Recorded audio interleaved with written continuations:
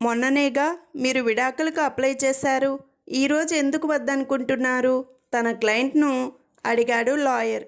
మా ఆయన ఈరోజు సన్యాసం తీసుకుంటున్నారు సార్, అందుకే విడాకులు వద్దనుకుంటున్నాను అంది ఆవిడ.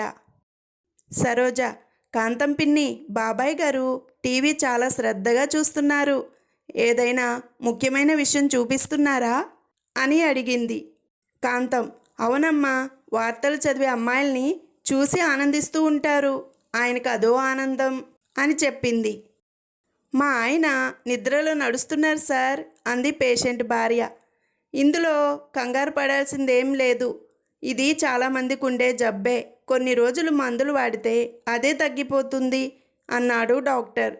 మీరు చెప్పేది కరెక్టేనండి, కానీ మా ఆయన ఎదురింటి వాళ్ళ ఇంట్లోకి వెళ్తున్నాడు అని చెప్పింది భార్య. నిద్రలో వాళ్లకు ఏమీ తెలియదుగా, ఎవరింట్లోకైనా నడుచుకుంటూ వెళ్తారు అన్నాడు డాక్టర్.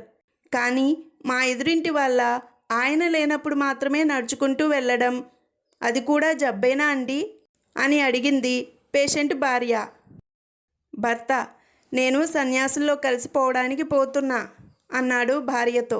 భార్య, మంచిది, తలుపు దగ్గరికి వేసి పోండి అని చెప్పింది. ఇదే ముగ్గే అని అడిగాడు భర్త. రథం ముగ్గండి అన్నది భార్య. మరి చక్రాలేవి అని అడిగాడు భర్త.